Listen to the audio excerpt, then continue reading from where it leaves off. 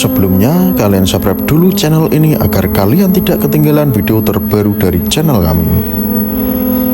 Panembahan menjawab, "Paman, cucu paman saja yang saya perintah untuk menyangsong Adipati Pati. Untuk saya minta sadar dan segera ingat. Jangan sampai dilanjutkan marah kepada saya. Dan saya yakin Rai Adipati Pati tak rela menelan keponakannya sendiri." Ki Mandaraka lalu diam. Barisan dari Pati telah tiba di Prambanan. Sementara itu barisan yang lebih besar sudah sampai di desa Kamulan, beristirahat di situ. Pagi harinya perjalanan dilanjutkan. Pangeran Adipati dari Mataram juga sudah berangkat, tetapi hanya membawa prajurit yang mengawal upacara saja. Bala prajurit yang besar ditinggalkan di Prambanan. Tidak lama kemudian mereka sudah bertemu Sang Adipati Pati. Terkejut melihat seorang kesatria menyambutnya, hanya diiringkan oleh orang-orang membawa upacara. Lama-kelamaan Adipati ingat, ternyata ia adalah putra keponakannya sendiri. Sang Adipati sangat heran, hatinya dan malu. Segera menjemput dengan masih di atas kudanya dan bertanya, "Tole, bapakmu di mana dan kamu kesini itu apa tugasmu?" Pangeran Adipati menjawab, juga masih naik kuda. "Raka, masih di belakang, saya diutus untuk mencegah paman." "Niat paman ke Mataram sebenarnya tujuannya apa? Jika mau merebut negara, bukannya Mataram itu milik paman sendiri?"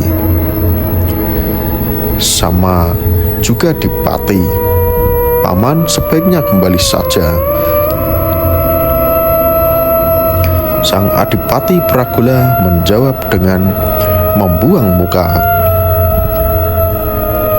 "Aku sudah tahu watak ayahmu, cuma menyenangkan hati saja. Sekarang kamu kembalilah, ayahmu suruh kemari. Temuilah saya yang sama-sama tuannya." Pangeran menjawab, "Bila paman tidak mau kembali dan sudah tidak ingat punya saudara dengan Rama Prabu, saya diperintah untuk melayani kemauan paman." Adipati Pati setelah mendengar kata-kata itu sangat marah. "Ayahmu itu sangat menghina diriku. Kamu bukan tandingan perangku. Yang saya ancam ayahmu akan saya ajak adu kekuatan serta keteguhan. Kamu tak mungkin mampu menandingi perangku." Pangeran Adipati Anom mendengar itu sangat tersinggung dan marah. Pamannya segera ditusuk tombak. Sang Adipati tersentak, tetapi tusukan tidak mempan. Ia berkata, "Kamu anak yang tidak tahu diri. Sudah, cepatlah kembali. Ayahmu saja yang kesini." Pangeran Adipati terus saja menusuk. Sang Adipati Pati merasa sakit tetapi tidak lecet sedikit pun. Ia segera mengambil tombak. keponakan lalu dilempar tombak. Kena dadanya, terjatuh dari kuda, tertungkup di tanah, pingsan, segera dilarikan oleh para prajuritnya, dibawa ke pesanggerahan di Prambanan. Prajurit yang lain segera memberitahu Panembahan Senopati. Sang Adipati-pati tetap tinggal di situ dengan seluruh prajuritnya. Letaknya dekat Kali Dengdeng, berbenteng kayu gelugu batang pohon kelapa. Panembahan Senopati setelah mendapat laporan kalau putranya terluka sangat terkejut. Ia lalu berkata kepada istrinya Daripati, "Nimas, adikmu sudah benar-benar lupa."